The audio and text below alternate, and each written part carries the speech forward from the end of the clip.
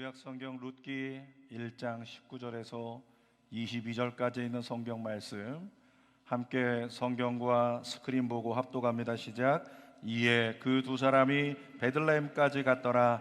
베들레헴에 이를 때에 온 성읍이 그들로 말미암아 떠들며 이르기를 이가 나오미냐 하는지라.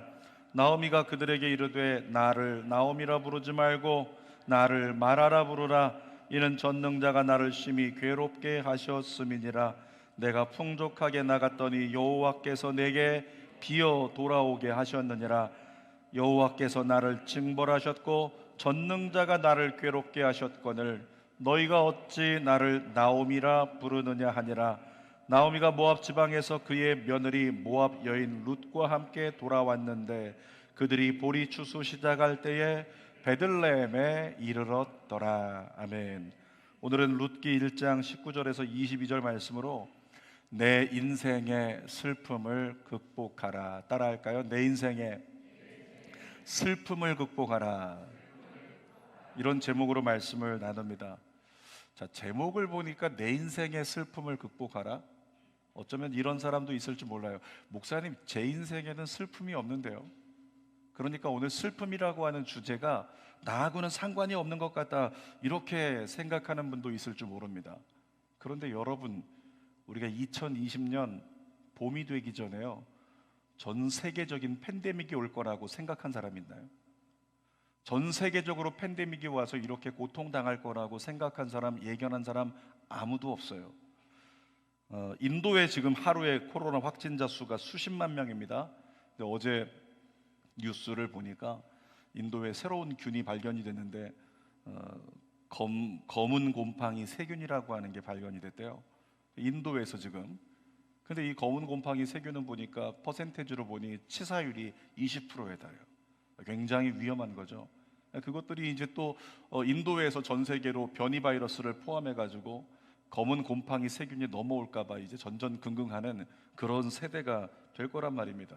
인도가 그렇게 될 거라고 상상이나 해봤을까요? 한 나라에 수십만 명이 한 번에 매일매일 확진자가 나온다, 생각해 보셨습니까? 전혀 생각지도 못했던 일들이에요. 인생이 그런 것 같습니다. 내일 어떤 일이 다가올지 알지 못하는 거예요. 예전에 어려움을 당했던 성도가 있는데 이야기 나누다 보니까 저에게 이런 일까지 벌어질 거라고는 생각지도 못했습니다, 그런 이야기를 들은 적이 있어요. 여러분, 누구도 장담할 수 없는 것이 여러분의 내일입니다.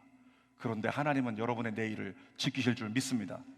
따라합시다. 하나님은 내일을 지키신다. 그래서 하나님 떠나지 말자는 거예요. 그래서 하나님 벗어나지 말자는 거죠.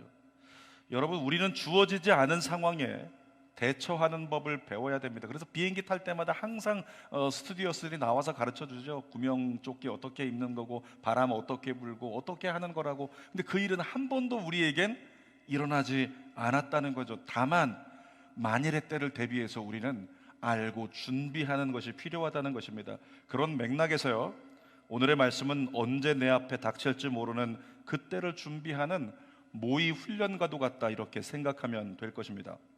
자, 두 주간에 이어서 계속해서 나오미 가정 이야기를 나눌 것입니다. 이 나오미는 남편 엘리멜렉과 함께 베들레헴이라는 하나님의 땅에 살았었어요. 근데 그 땅에 흉년이 왔죠. 위기를 염려한 나머지 가지 말아야 될 길을 갔습니다. 분명히 엘리멜렉의 이름의 뜻이 뭐라고요? 하나님만이 나의 왕, 이런 이름을 가지고 있었음에도 불구하고 그 신앙에 기초하는 가정이었지만 정작 눈앞에 닥친 흉년이라고 하는 어려움 속에서 생명이신 하나님을 선택하지 않고 모압이라고 하는 세상을 선택한 나오미의 가정, 어떻게 됐습니까? 10년 만에요, 남편과 그리고 두 아들을 다 잃어버렸어요. 그리고 어깨를 늘어뜨린 채로 고향으로 돌아오고 있는 장면, 그게 오늘 본문 말씀이에요.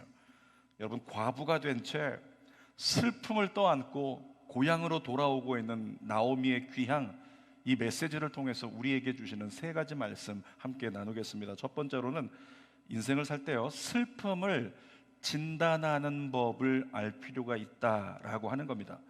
인간의 특징이 있는데요, 인간은 슬픔을 만나면 반사적으로 다른 사람에게 슬픔의 이유를 전가하는 습관이 있습니다. 이 슬픔이라고만 얘기했는데 괴로움도 포함이에요. 그러니까 슬픔과 괴로움을 만나면 이것을 다른 사람에게 전가를 해요.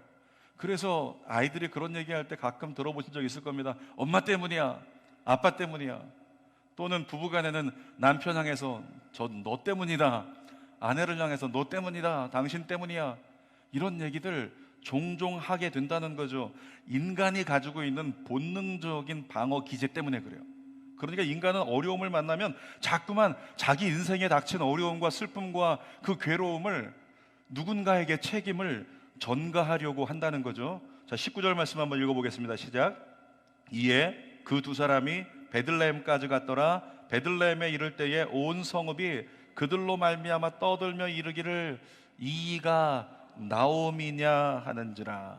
여러분, 10년 만에 돌아오는 나오미를 이렇게 보면서 사람들이 웅성거렸습니다. 야, 나오미가 온대, 나오미가.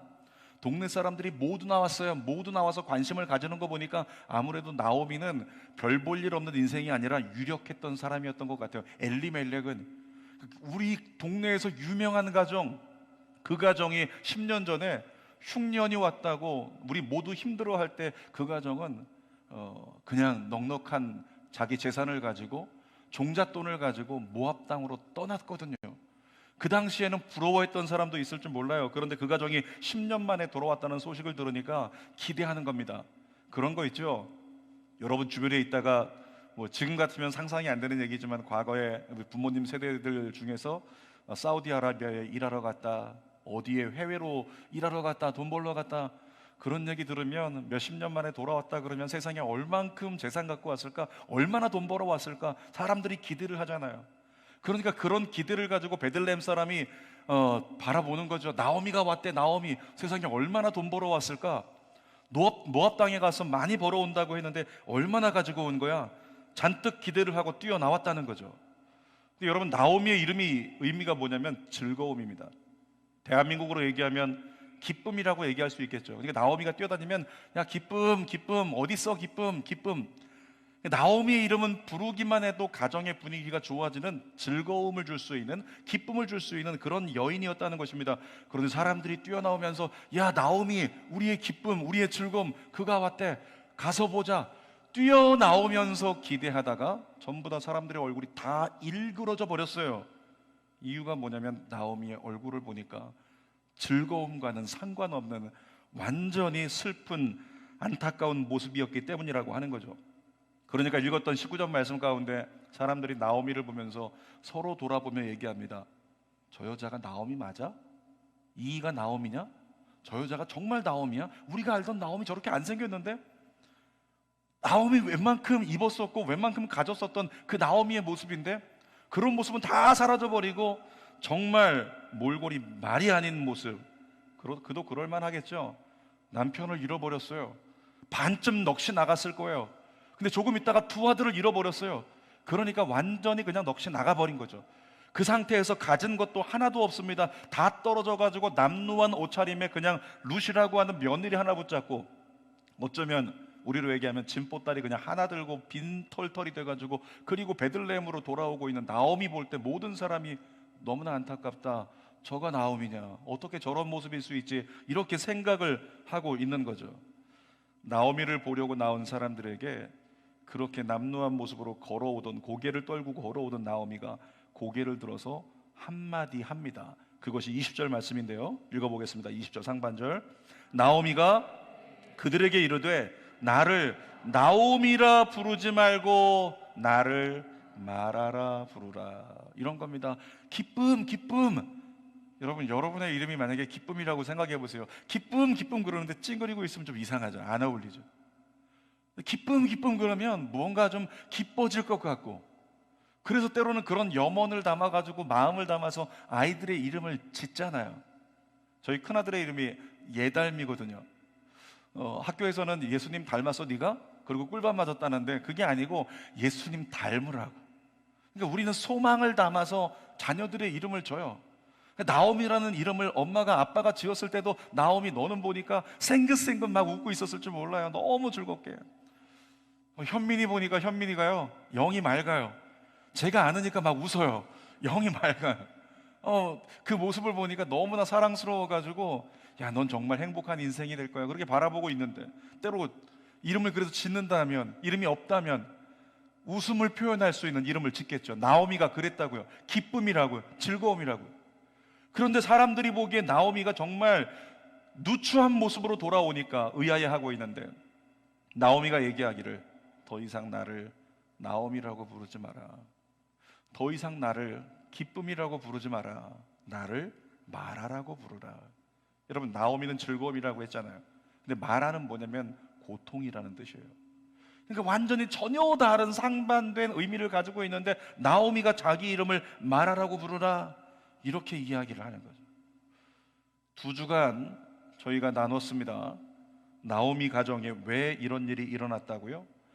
살겠다고 자기 소견을 따라서 하나님의 뜻이 아닌 하나님의 땅을 떠났기 때문에, 하나님의 언약을 떠났기 때문에, 하나님과 손을 놓아버렸기 때문에 그 가정에 어려움이 다가오고 슬픔이 다가오고 괴로움이 다가왔다고 이야기를 했습니다. 사랑하는 여러분, 무슨 일이 생겼을 때요, 그 일이 일어난 원인을 잘 진단해야 됩니다. 나오미는 진단을 잘 못했어요. 성경을 보니까 말도 안 되는 이야기를 나오미가 쏟아내고 있는데, 20절 말씀 한번 볼까요? 시작. 나오미가 그들에게 이르되 나를 나오미라 부르지 말고 나를 마라라 부르라. 이는 전능자가 나를 심히 괴롭게 하였음이니라. 지금 나오미가 뭐라고 하고 있냐면, 난 지금 마라라는 이름이 걸맞는 고통의 사람이 됐어. 괴로움이 나를 덮쳤어. 슬픔이 나를 덮친 거야. 그러면서 얘기하기를, 이 슬픔이 이유가 누구에게 있다고요? 내가 이 슬픔을 갖게 된 거, 내가 이렇게 괴롭게 된 거 하나님 때문이야. 전능자 때문이야. 그렇게 나오미가 이야기를 하고 있는 거죠. 21절도 읽어보겠습니다. 시작. 내가 풍족하게 나갔더니 여호와께서 내게 비어 돌아오게 하셨느니라. 여호와께서 나를 징벌하셨고 전능자가 나를 괴롭게 하셨거늘 너희가 어찌 나를 나오미냐 부르느냐 하니라. 지금 뭐라고 써 있어요? 21절 초반에 풍족하게 베들레헴을 떠났대요. 그러니까 흉년이 왔는데 먹고 살기 힘들어서 떠난 게 아니라, 먹고 살만은 한데 내일을 생각해 보니까 내 계산법에 이대로 있다가는 어려워질 수도 있을 것 같아서 그래서 떠났다는 거죠. 모압으로 그래서 갔다는 거예요. 근데 내가 풍족하게 나갔었는데 세상에 내가 가지고 있던 거 하나님이 다 잃어버리게 만들었어. 하나님을 원망해요. 뿐만 아니라 더 심한 얘기를 하는데, 여호와께서 나를 징벌하셨고 전능자가 나를 괴롭게 하셨다. 그렇게 얘기를 하고 있는 나오미의 모습을 우리가 보게 되는 거죠. 여러분에게 묻겠습니다. 하나님이 나오미를 괴롭히셨나요? 하나님이 나오미를 찾아오셔가지고 가진 걸 다 뺏고 고통을 주고 그렇게 하셨나요? 그렇게 하지 않으셨단 말이죠. 그럼에도 불구하고 나오미는 현재의 슬픈 감정에 치우쳐가지고 하나님을 원망하고 있는 거예요. 이게 뭐라고요? 인간의 방어 기제라고요. 여러분, 성경은 우리에게 룻기를 통해 분명히 밝히고 있습니다. 나오미 가족이 슬픔을 만난 건, 괴로움을 만난 건 하나님의 은혜의 땅을 떠났기 때문이라고. 여러분은 하나님을 떠나지 않기를 주님의 이름으로 축복합니다. 목사님 무슨 말씀이세요? 저 지금 주일 예배 나와 있는데요. 아니, 여러분이 이 자리에 있다는 공간적 의미가 아니고, 여러분의 중심이 정말로 하나님 안에 들어 있는가, 이걸 묻고 있는 거예요. 사랑하는 여러분, 하나님을 떠나지 마십시오. 하나님을 떠나면 슬픔과 괴로움은 자연적으로 우리의 삶에 찾아오게 되어 있는 겁니다. 예수님이 힘주어서 말씀하셨잖아요. 요한복음 15장 5절이요. 다시 한번 읽겠습니다. 시작. 나는 포도나무요 너희는 가지라. 그가 내 안에 내가 그 안에 거하면 사람이 열매를 많이 맺나니. 뚝 잘라서 여기까지 보면 내 안에 있으면 열매를 많이 맺는다. 얘들아, 다 맺어라. 하나님 마음이에요. 근데 그 다음 절 읽어보겠습니다. 나를 떠나서는 너희가 아무것도 할 수 없음이라. 내 안에 있으면 열매를 많이 맺고 너희가 기뻐지고 즐거워지고 행복하겠지만, 나의 언약 밖으로 너희가 나가버리면 어떻게 된다? 열매를 못 맺는다는 거예요. 아무것도 할 수 없다. 성경이 이렇게 이야기를 하고 있는 거죠. 여러분, 오늘 나오미의 모습이 저와 여러분들의 모습이 아니겠습니까? 우리 안에 나오미의 모습이 없을까요? 분명히 원인이 나에게 있음에도 불구하고 하나님을 원망하고 다른 사람을 원망하는 모습, 혹시 그 모습이 내 모습이 아닐까 돌아봐야 한다는 거죠. 여러분, 성경 이외에 제가 얘기하고 싶은 가장 위대한 진리 하나가 있는데요, 한번 따라할까요? 가르쳐 드릴게요. 자, 따라하겠습니다. 내가 바뀌면 다 바뀐다. 다시 한번, 내가 바뀌면 다 바뀐다. 아멘. 내가 바뀌면 다 바뀌는 거예요. 그것이 세상의 진리입니다. 어떤 사람이요, 생맹이 있어요. 생맹이 있으신 분들은 이렇게 꽃 데코를 해놔도 꽃 색깔이 구분이 안 되잖아요. 그러니까 이것이 아름답다, 야 너무 아름답다, 세계 조화가, 근데 몰라요. 생맹이신 분들은 볼 수가 없는 거예요. 그렇게 45년을 살아온 어떤 남자분에게 어느 날 가족들이 생일 선물한다고 유명한 발명가가 발명한 생맹을 교정하는 안경을 선물로 사줬어요. 일반 사람 비싸갖고 살 수 없다는 그 안경을 어느 날 갑자기 선물로 받아서 포장지에서 꺼내서 한번 써보라고 이렇게 쓰고 있는데, 그 쓰려고 하는 순간에도 얼굴에 표정이 없어요. 삶의 기쁨이 없어요. 삶의 감사가 없어요. 근데 안경을 쓰자마자 이 남자는요, 안경 쓰고 한 바퀴 둘러서 산과 들과 앞에 있는 잔디밭을 쳐다보는데, 그 쳐다보자마자 갑자기 주저앉아서 고개를 떨구고 울기 시작합니다. 왜? 그동안 너무 아름다운 이 세상을 한 번도 본 적이 없었던 거예요. 근데 이 안경을 썼던 이 세상에, 안경을 쓰자마자 세상이 다 아름답게 너무 잘 보이는 거예요. 그때부터 이 남자가 한참을 울다 일어나서 얘기를 하는데, 너무 아름답습니다. 그러면서 계속 웃어요. 너무 아름답습니다. 그냥 행복해졌어요. 엄청난 걸 준 것이 아닌데 그냥 행복해졌어요. 뭐가 바뀌었는데? 내가 보는 게 바뀌니까. 여러분, 이것입니다. 나의 가치관이라고 하는, 나의 시각이라고 하는 나의 시선이 바뀌면 다 바뀝니다. 아멘입니까? 아내를 보는 남편들의 시선이 바뀌길 바랍니다. 남편들을 보는 아내들의 시선이 바뀌기를 바랍니다. 내가 바뀌면, 바라보는 내 눈이 바뀌면 내 새끼가 어떻게 해도 이쁘고 즐겁고 이 아이는 세상을 변화시킬 만한 하나님의 비전의 사람이 되는 거죠. 그와 같은 안경이 우리 안에 있기를 원해요. 제가 이 설교를 준비하다가 기도했어요. 하나님, 우리 성도들을 바라보는 제 눈이 그렇게 바뀌게 해주세요. 다 예쁘고 다 사랑스럽고 다 큰 기둥들로 보이게 해달라. 이와 같은 기도를 저도 하게 되더라고요. 다시 한번 따라합시다. 내가 바뀌면 다 바뀐다. 여러분을 통해 세상이 다 바뀌기를 주님의 이름으로 축복합니다. 여러분, 우린 그 마음을 가지고 내게 다가온 슬픔과 괴로움을 진단할 필요가 있다는 거죠. 내가 바뀌면 다 바뀌는데 내가 문제이기 때문에 이 슬픔과 괴로움이 다가왔다, 이렇게 여겨야 된다는 것입니다. 그래야 하나님을 원망하는 실수를 범하지 않는다는 거죠. 야고보서 1장 13절에서 15절 천천히 읽어봅시다. 시작. 사람이 시험을 받을 때에 내가 하나님께 시험을 받는다 하지 말지니 하나님은 악에게 시험을 받지도 아니하시고 친히 아무도 시험하지 아니하시느니라. 오직 각 사람이 시험을 받는 것은 자기 욕심에 끌려 미혹됨이니 욕심이 잉태한 즉 죄를 낳고 죄가 장성한 즉 사망을 낳느니라. 자, 두 번째로 슬픔이 다가온 근본적인 이유가 무엇인가 한번 돌아볼 필요가 있어요. 결론부터 말하면요, 감사를 놓쳤기 때문에 슬픔이 다가온 겁니다. 룻기 1장 1절에 기록된 것처럼 나오미 가족은 분명 흉년을 만났습니다. 먹고 살기 어려워서 베들레헴을 떠났다는 것이 나오미 부부의 변명일 거예요. 힘들어서 그랬어요. 먹고 살기 어려워서 그랬습니다. 근데 성경은 증언합니다. 그들은 풍족하게 나갔다고.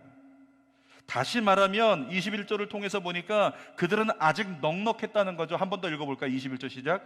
내가 풍족하게 나갔더니 여호와께서 내게 비어 돌아오게 하셨느니라. 베들레헴을 떠날 때 지금 가진 것이 얼만큼 있었다고요? 풍족했다는 거예요. 풍족. 다시 말하면 이미 가진 것만으로도 흉년, 웬만한 흉년 견딜 수 있는 그 정도 수준이 됐다는 거죠. 그럼에도 불구하고 자기가 가지고 있는 것에 감사하지 못했어요. 지금 내게 있는 건 이만큼 있는데 거기에 감사를 못해요. 그러니까 어떻게 됩니까? 감사를 놓치니까 마음이 불안해져요. 사람은 감사를 놓치면 그때부터 손익계산을 따지면서 계산하기 시작하는 것이 사람입니다. 엘리멜렉이 그랬어요. 지금 먹을 것이 충분히 있지만 야, 흉년이 오고 있네. 흉년이 오면 점차 힘들어지겠고 어려워지겠고, 그런 생각을 하면서 미리 선제적으로 더 힘들어지기 전에 더 나은 곳에서 더 많이 벌어오겠다, 이런 욕심이 엘리멜렉 안에 들어왔다는 거죠. 그래서 하나님만을 나의 왕으로 여기고 의지해야 될 엘리멜렉과 나오미 부부가 세상과 물질을 의지하면서 더 나은 길을 택해보겠다고 모압으로 갔다는 거예요. 그것이 슬픔과 괴로움을 만난 이유였다라고 하는 거죠. 여러분, 성경은 분명히 말합니다. 사도 바울이 디모데후서 3장 2절에요 지금 시대의 교회들을 향해서 이렇게 진단하고 있어요. 같이 한번 읽어볼게요. 시작. 사람들이 자기를 사랑하며 돈을 사랑하며, 잠깐만요, 교회에 대한 얘기를 하고 있는 거예요. 다시 한번 읽어보겠습니다. 사람들이 자기를 사랑하며 돈을 사랑하며 자랑하며 교만하며 비방하며 부모를 거역하며 감사하지 아니하며 거룩하지 아니하며. 이 구절을 한마디로 말하면 감사하지 않으니까 돈과 세상을 사랑하게 됐다, 이 얘기를 하고 있는 거죠. 로마서 1장 21절도 읽어보겠습니다. 시작. 하나님을 알되 하나님을 영화롭게도 아니하며 감사하지도 아니하고 오히려 그 생각이 허망하여지며 미련한 마음이 어두워졌나니. 그러니까 이 무슨 얘기냐면 감사하지 않았더니 마음이 어두워졌대요. 마음이 어두워지니까 허망한 선택을 하게 됐다, 이렇게 이야기하고 진단하고 있는 거죠. 여러분, 그리스도인은 내가 계산의 주체가 되면 안 됩니다. 내가 된다 안 된다를 결정하지 말아야 한다는 거죠. 그리스도인에게 계산의 주체는 언제나 하나님이어야 한다는 사실을 잊지 않기를 주님의 이름으로 부탁드립니다. 내가 보기에 상황이 어떠해도 하나님의 계산법으로 계산하고 선택하십시오. 그러면 실수하지 않는다는 거예요. 여러분, 성경에 하나님이 사사시대를 보여주신 이유가 뭐예요? 사사시대를 보면 이스라엘 백성들은 정말 버려야 돼요. 이런 백성들은 하나님 나라라고 이끌어갈 필요가 없어요. 그럼에도 우리에게 사사시대를 보여주셨어요. 그 어쩌면 후미진, 어쩌면 씁쓸한 사사기의 역사를 우리에게 보여주신 이유, 너희는 똑같은 실수를 범하지 말라, 주님 우리에게 그렇게 말씀하고 계신 거죠. 사랑하는 여러분, 그런 똑같은 실수 범하지 말고 너희는 이렇게 살라, 데살로니가전서 5장 18절에 말씀합니다. 읽어봅시다. 범사에 감사하라. 한 번 더. 범사에 감사하라. 한 번 더. 범사에 감사하라. 이어서요, 이것이 그리스도 예수 안에서 너희를 향하신 하나님의 뜻이니라. 하나님의 뜻이래요. 범사에 감사하는 것. 좋은 것만 감사하지 말고 너의 생각과 다르고 내 뜻과 다를지라도, 주어진 환경이 내 마음을 힘들게 할지라도 뭐하라? 감사하라. 흉년이 다가오느라 불안해질지라도 감사하라, 이렇게 말씀하고 있는 거죠. 자, 디모데전서 4장 4절도 읽어보겠습니다. 시작. 하나님께서 지으신 모든 것이 선함에 감사함으로 받으면 버릴 것이 없나니. 사랑하는 여러분, 상황 때문에 반응하지 말고요, 하나님 때문에 반응하는 믿음의 사람이 되십시오. 따라합시다. 상황 때문에 반응하지 않고 하나님 때문에 반응하겠습니다. 아멘. 그게 그리스도인이라고 하는 거죠. 거기에까지 이를 수 있기를 원합니다. 여러분, 하나님 때문에 반응하면요, 어떻게 됩니까? 흉년이 다가와도 주님 피할 길을 주시는 주님, 주님 이기게 하시는 주님, 날 지키시는 주님 감사합니다, 고백이 나오는 거예요. 코로나가 다가왔어요. 코로나가 다가오고 더한 것이 다가올지라도 하나님으로 반응하려고 하는 사람은 하나님께서 말씀하십니다. 불 가운데서, 또 모든 물 가운데서, 광야에서 내가 너희를 지킨다. 이 코로나 시즌에 하나님 저와 여러분을 지켜주십니다. 사업도 지켜주실 거예요. 2학기 때 자녀들 다 학교 간다고 하는데 우리 자녀들 지켜주실 줄 믿습니다. 여러분, 그때 감사가 나오는 거예요. 하나님이 지키실 줄 믿고 감사합니다. 이 감사가 살아있어야 하나님을 떠나지 않는다는 거죠. 엘리멜렉과 나오미가 그렇게 하나님께서 아직까지 내게 주신 것, 주님 흉년이 다가오고 있지만 내게 있는 게 풍족하네요. 주님 감사합니다. 잘 버티게 하소서, 견디게 하소서, 그렇게 하실 줄 믿고 감사합니다. 감사했더라면 하나님의 땅을 떠나지 않았다는 거죠. 하나님 안에서 소망을 찾을 수 있었다는 것입니다. 자, 세 번째로 이제 우리에게 말씀하시는 하나님, 감사로 극복하는 삶에 대해서 말씀해 주십니다. 서두에 얘기한 것처럼 여러분, 인생은요, 내가 생각했던 대로 다가와 주질 않아요. 여러분이 생각하고 있는 대로 다가와 주질 않는다고요. 우리 청소년 하나가 앉아있네요. 요셉이가 앉아있는데, 요셉이가 어떤 인생을 살아갔으면 좋겠는지 엄마가 꿈꿉니다. 아빠가 꿈을 꿔요. 근데 나중에 몇십 년 지나고 나서 생각합니다. 이 아이의 인생이 내가 꿈꿨던 대로 사라지지는 않는구나. 더 잘 될 거라고 믿습니다. 그런데 우리 인생을 보면 내가 생각했던 대로 내 인생이 다가와 주지 않는다는 거예요. 사업을 하고 싶었어요? 사업을 하고 싶다. 사업을 연구하고 사업. 그런데 하나님께서 한 글자를 틀리게 응답하세요. 사역을 시키셨어요. 제 얘기하고 있는 겁니다. 사업을 하게 해달라고 막 기도했는데 하나님은 사역을 시켜버렸어요. 저희 선배 중에서 선교사로 지금 가 계신 분인데, 그분도 인도네시아에 계신데 선교사님이 서울대 의대를 나오셨어요. 서울대 의대 나와가지고 멋진 의사가 돼야지, 야, 사람들에게 인정받고 사람들을 돕는 의사가 될 거야. 의대 졸업했습니다. 우수생으로 졸업을 했어요. 정말 최고 성적을 가지고 졸업하자마자 신학 갔습니다. 신학 가서 신학 마치자마자 선교사로 가버렸어요. 부모님이 땅을 치면서 원통했습니다. 이러려고 내가 너를 의대 보냈니? 그러면서 인생은 내가 원하는 대로 다가와 주지 않는다는 거예요. 내가 원하는 대로 이루어지지 않는 때가 너무 많다는 거죠. 잘 되었으면 좋겠어요. 그런데 안 될 때가 있다는 것입니다. 내가 원하는 대로 되었으면 좋겠는데 때때로 반대의 결과가 닥쳐올 때가 있다는 거죠. 당황스럽게 만들 때가 있다는 거예요. 내 인생이 나를 당황스럽게 만드네. 그럴 때가 있다는 거죠. 여러분, 바로 그런 순간에, 당황스러운 순간에 가장 지혜롭게 인생을 살아갈 수 있는 방법이 감사하며 사는 거더라고요. 아멘입니까? 성도들에게 물어봐요. 감사하세요? 감사하며 사십니까? 네, 저 감사하며 살아요. 감사하며 살아요. 여기 물어보면 절반 이상 다 그럴 거예요. 감사하며 살고 있습니다. 근데 여러분의 그 말을요, 전 믿지 않습니다. 왜? 여러분은 감사하며 살아요. 저 감사해요. 뒤에서 불평해요. 뒤에서 원망해요. 그것이 우리의 모습이기 때문에. 그래서 여러분에게 권면하는 것은, 막연히 감사하다는 말을 하는 사람과요, 노트를 꺼내놓고 진짜 감사한 걸 써보는 사람과는 천지 차이가 있는 거예요. 막연히 내 삶을 돌아보면서 감사합니다 이런 사람은요, 정작 감사한 걸 세보라고 하면 감사한 게 별로 없어요. 감사한 게 별로 없으니까 원망과 불평이 나를 찾아오게 된다는 거죠. 그런데 노트를 꺼내가지고 하루에 10개씩 감사한 걸 써보는 사람은 어떨까요? 감사한 걸 기록하다 보면 나중에 깨닫게 됩니다. 야, 생각보다 내 인생에 감사한 거 진짜 많네. 해봤어야 알지. 해보십시오. 내 인생에 감사한 게 너무 많은 거예요. 그래서 내 인생에 감사한 게 진짜 많다는 것이 깨달아질 때, 그때 어떻게 되는 거예요? 그 순간에 내 안에 원망과 불평의 불꽃은 꺼져 버리는 거죠. 여러분 안에 그 역사가 있기를 축복합니다. 가끔 내 마음 가운데 원망과 불평이 나오려고 하면 눈을 감고 잃은 것보다 얻은 것이 무엇인지를 살펴보시기를 바랍니다.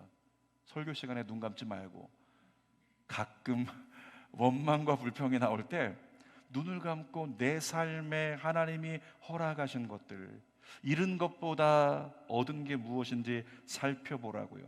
그리고 아직 내게 남아있는 것이 무엇인지를 잘 살펴보면 감사할 수 있다는 거예요. 여러분, 코로나19로 말미암아 얼마나 어렵습니까? 제가 어제 가족들과 산책을 했어요. 어제 공기 좋았잖아요. 날씨도 좋았어요. 노을을 딱 쳐다보면서 산책을 하는데 그 순간에 걸어가다가 한 번은 맛보고 싶어서 마스크를 내렸습니다. 내린 순간에 저도 모르게 탄성이 나왔어요. 맛있다. 여러분, 공기를 마시는데 맛있다는 표현 해보셨습니까? 제가 어제 그랬거든요. 공기가 너무 맛있어요. 공기가 너무 좋은 거예요. 그래서 한참 동안 그거 내리고서 이렇게 공기를 마시면서 공기를 맛보며 걸어가다 보니까 지나가던 어떤 아저씨가 눈을 흘기면서 째려보고 갑니다. 너 왜 마스크 안 올려? 이러고. 근데도 한참을 공기를 마시면서 하나님께 감사가 나오더라고요.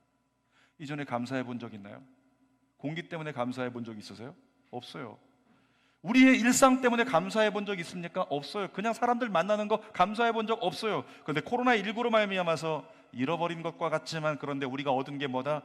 감사의 조건들을 너무 많이 알게 됐다는 거예요. 예배가 감사한 거고, 모이는 게 감사한 거고, 또 공기가 너무 감사한 거고, 마음껏 소풍 다니는 게 너무너무 감사한 일이다 뿐만 아니라 이 코로나19 때요, 유익해진 것, 감사한 것이 있는데 뭐냐면 모든 주의 종들이 어쩔 수 없이, 김포에서도 어떤 목사님들은 절대 인터넷에다 설교 올리지 않는다 이런 말씀을 하셨던 분이 계신데 그 절대가 깨져버렸어요. 코로나 때문에 깨져버렸어요. 어쩔 수 없이 유튜브에다 올리느라. 그래서 영상들이 올라오고, 그러느라 시스템을 바꿨다, 뭘 다시 준비했다. 지금 어떻게 돼가고 있냐면 한국교회 목사님들이요, 저 한국교회 주의 종들이 전부 다 유튜버가 돼가고 있어요. 한국교회 주의 종들 중에서 너나 할 것 없이 지금 점점 아무개 TV를 만들어내고 있죠. 저도 조만간에 강 TV를 만들어 보려고요. 여러분에게 광고해 드릴 때 좋아요와 구독 부탁드립니다. 그러니까 세어보니까 감사한 게 많더라는 거예요. 찬송가 429장이에요. 가사를 한번 읽어볼까요? 시작. 세상 모든 풍파 너를 흔들어 약한 마음 낙심하게 될 때에 내려주신 주의 복을 세어라. 주의 크신 복을 내가 알리라. 후렴. 받은 복을 세어보아라. 크신 복을 내가 알리라. 받은 복을 세어보아라. 주의 크신 복을 내가 알리라. 2절. 세상 근심 걱정 너를 누르고 십자가를 등에 지고 나갈 때 주가 내게 주신 복을 세어라. 두려움 없이 항상 찬송하리라. 받은 복을 세어보아라. 크신 복을 내가 알리라. 받은 복을 세어보아라. 주의 크신 복을 내가 알리라. 여러분, 이 찬송 4절까지 가사 중에서 함축해서 한마디로 하면 뭐가 되는 줄 아세요? 세어보아라, 복을 알리라. 세어보아라, 복을 내가 알리라. 우리 인생이 왜 불안하고, 왜 불행하고 답답하고 짜증나고 원망이 많고 그럽니까? 세어보지 않아서 그래요. 내게 주신 복, 가정을 통해서 내게 주신 복, 아내를 통해서, 자녀들을 통해서 내게 주신 복, 교회를 통해서, 나라를 통해 내게 주신 복 세어보면 그 가운데 우리는 감사할 수 있다는 거죠. 그런 얘기 들어보셨나요? 감사하면 감사로 가득할 일상이 감사하지 않으면 불행할 이유로 가득하게 된다. 여러분, 우리가 감사를 하면 감사로 가득하대요, 일상이. 근데 불행이라고 하는 것, 불평이라고 하는 것은 우리가 노력했기 때문에 다가오는 것이 아니고 억지로 하는 게 아니라 감사가 그쳐지면 자동적으로 인간의 심리는 불평하게 된다. 감사하지 않는 순간부터 나의 모든 일상이요, 다 불평이래요. 다 원망거리라는 거죠. 그래서 성경은 그렇게 우리에게 얘기합니다. 계속 얘기하고 있죠. 성경이 감사하라, 감사하라, 감사하라, 내 영혼아 감사하라. 시편에 열어보세요. 시편은 어떤 성경은 보면 전부 다 처음부터 끝까지 감사만 수십 개가 나와요. 왜? 그것이 저와 여러분을 살게 만드니까. 우리가 감사를 놓치는 순간 순식간에 불평을 향해 마음이 기울어집니다. 그러면 모든 것이 불평거리가 되고 모든 것이 답답하게 뒤엉켜버린단 말이죠. 그래서 그리스도인임에도 불구하고 행복을 잃어버리고 짓눌려 있는 삶을 살아가는 안타까운 모습이 우리 안에 있을 수 있다는 것입니다. 바라기는 우리 주는교회 모든 성도들은, 또 이 영상을 함께 예배하는 한국교회 모든 성도들은 눈에 불을 켜고 날마다 감사거리를 찾게 되기를 주님의 이름으로 축복합니다. 따라합시다. 눈에 불을 켜고. 자, 눈을 크게 뜨세요. 눈에 불을 켜고 감사를 찾겠습니다. 아멘. 눈에 불을 켜고 감사를 찾으시라고요. 하나님이 여러분에게 베풀어 주신 은혜를 찾으세요. 부모님이, 사람들이 여러분에게 베풀어 주신 은혜를 찾으세요. 그리고 아직 내 손에 남아있는 것을 찾아서 그것으로 감사하려고 노력하십시오. 그 노력이 불평의 나락으로 떨어지는 나를 지키고 슬픔을 극복하는 유일한 길이 되는 것입니다. 설교 결론입니다. 오늘 제목이 뭐였죠? 내 인생의 슬픔을 극복하라. 가진 것에 대한 감사를 놓친 나오미는, 엘리멜렉은 잘못된 선택을 통해 슬픔과 괴로움을 맛보았습니다. 여러분들은 같은 슬픔, 같은 괴로움 맛보지 않게 되기를 주님의 이름으로 부탁드립니다. 오늘 이후로 날마다 주어진 것에 대한 감사로 하루를 시작하세요.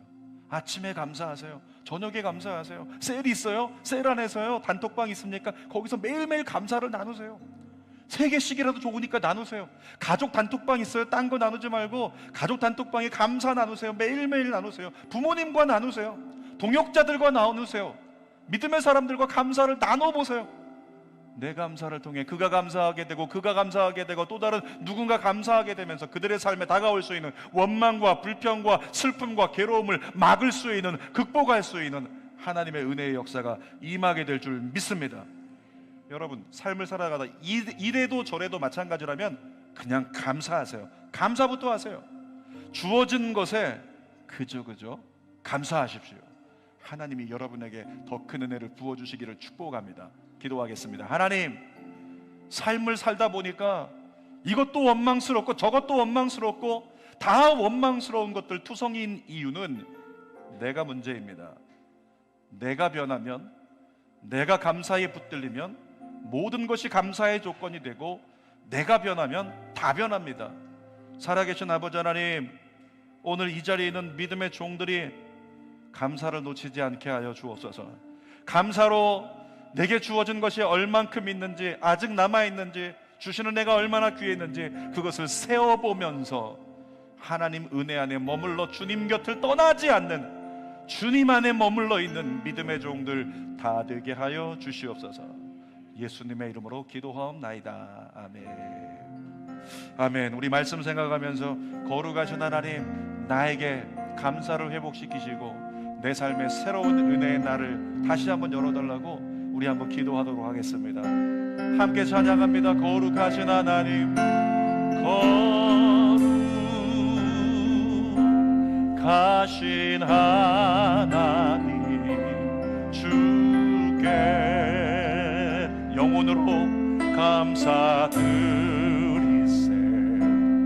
날 위해 이 땅에 오신 독생자 예수, 나의 마음과 뜻 다해 주를 사랑합니다. 날 위해 이 땅에 오신 독생자 예수, 내가 약할 때 강함주고 가난할 때 우리를 의욕해 하신 나의 주, 감사. 내가 약할 때